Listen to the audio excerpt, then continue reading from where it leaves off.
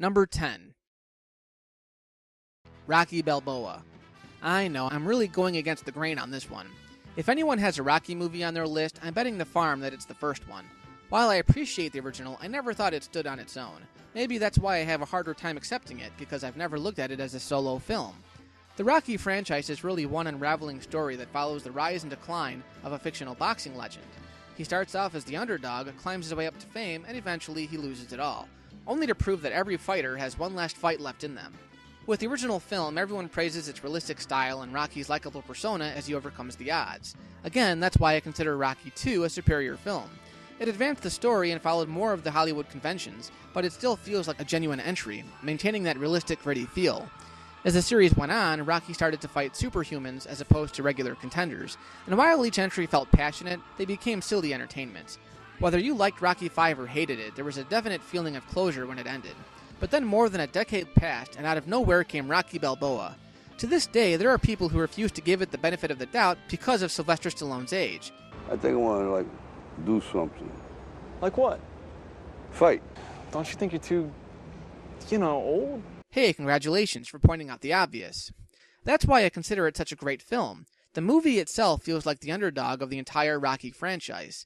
Rocky, the press has labeled you a Balboasaurus. How do you feel about that? Starting with Rocky III, it seemed like Rocky kept losing someone or something important to him. In 3, it was his old trainer Mickey, in 4, it was his friend Apollo Creed, and in 5, it was his whole lifestyle. How does the 6th installment begin? With the death of his wife. That's ballsy right there, but what the film is really about is just overcoming all of life's obstacles and doing what you love, even if others say otherwise. It's such a passionate movie. Yeah, it starts off by taking us down memory lane, but Stallone does such a great job making us feel his nostalgia and his pain.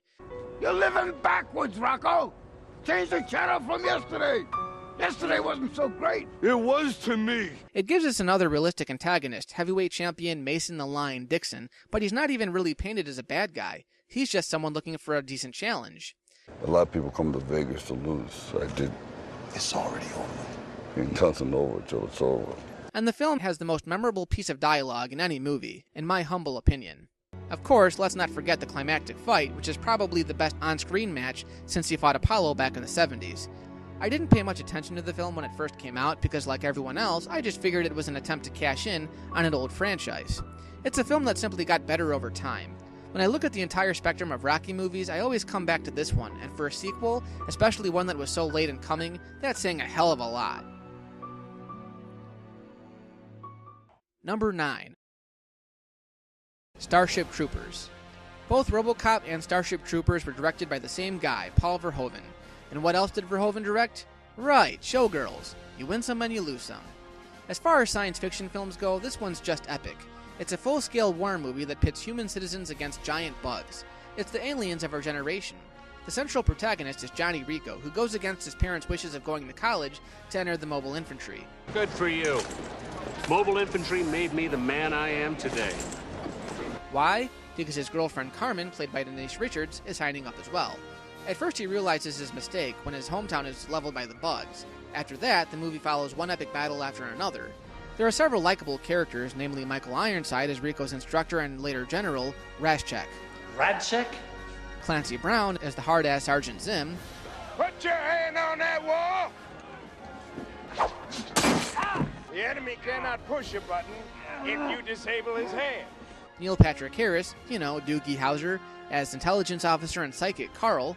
Jake Busey as Ace, Rico's annoying competitive buddy, and Rico's eventual love interest, Dizzy Flores, played by Dina Meyer. The effects are jaw-dropping, the music pumps you up, and it's just a massive, kick-ass, feel-good alien action film that entertains the crap out of you from beginning to end. Number 8. Harry Potter and the Goblet of Fire. In all fairness, I feel most of the Harry Potter movies belong on this list, but that would be cheating. They're just that good.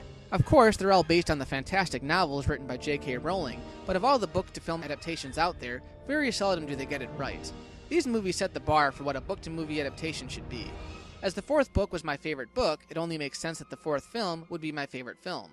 And boy, does this one deliver. Considering just how long that 4th book was, they did such a great job of capturing the most important elements and still crafting a cinematic story out of it. It's the defining moment in the Harry Potter saga. The usual Quidditch matches are replaced by the legendary Triwizard Tournament, Hogwarts plays host to competing schools, we're introduced to the mysterious Auror Mad-Eye Moody, we're treated to all kinds of epic challenges that further test Harry's abilities, and we finally get to see Lord Voldemort in the flesh.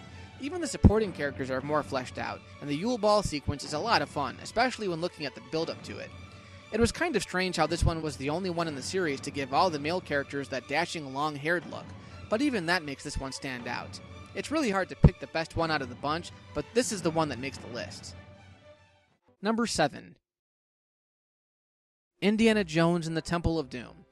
This is another example of me not going with the public's opinion. If that were the case, it would be Raiders of the Lost Ark on here and not Temple of Doom. This was the one I enjoyed watching the most as a kid.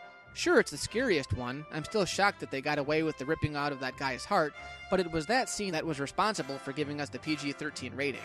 I never understood why people shunned it as the worst in the series. Even director Steven Spielberg said it was his least favorite one. I attribute its appeal to the fact that it is so drastically different from the first and third films in the series. It's the darkest for one, and it leans a little more toward the realm of the supernatural. While I love to see Nazis get butchered in any shape or form, this one has Indy going after the Thuggee cult in order to retrieve sacred stones to save a village. And that's pretty noble when considering he was going after the Ark and the Grail for his own benefit, from the start at least. Yeah, some of the stunts are over the top, but I felt they were all pretty grand in all the movies. It even has Indy going evil for a few scenes, which I thought was a nice plot twist. Everyone criticizes the kid, Jonathan Key Kwan, and leading lady Kate Capshaw for their annoying performances. Hello? We're not sinking! We're crashing! I always have a hard time defending these two characters, but all I'll say is that they both felt necessary. Yes, Willie Scott was irritating, but I felt that's what the character called for, and it was an interesting dynamic to see her roaming caverns with Indy. She also has a lot of sex appeal, and as far as I'm concerned, the most personality out of all the Indy women. Considering Spielberg eventually married her, I'm sure he wouldn't mind my saying so. I'm a big fan of the franchise, but I'm sorry, die-hard fans, Temple of Doom is my favorite of the bunch. Number 6. Who Framed Roger Rabbit? This was the one that made me believe I could one day actually meet a cartoon character in person. To this day, I revel in just how successful this film pulls it off. Granted, it's not the first time live actors were juxtaposed with animated characters, and it wasn't the last, but it was certainly the movie that did the most convincing job of it. Bob Hoskins plays out-of-work alcoholic detective Eddie Valiant, who quit helping the Toons when his brother was killed by one. Get this straight, Meatball. I don't work for Toons. When Toontown owner Marvin Acme is murdered, cartoon star Roger Rabbit gets pinned for the crime and seeks out Valiant while being pursued by Judge Doom and his psychotic, charismatic weasels. Eddie Valiant, you're under arrest. Aside from having a great story, I love all the references it makes. Who could have thought someone would actually introduce us to the guy behind all those crazy Wile E. Coyote gags? Marvin Acme, the guy that owns Toontown, the gag king.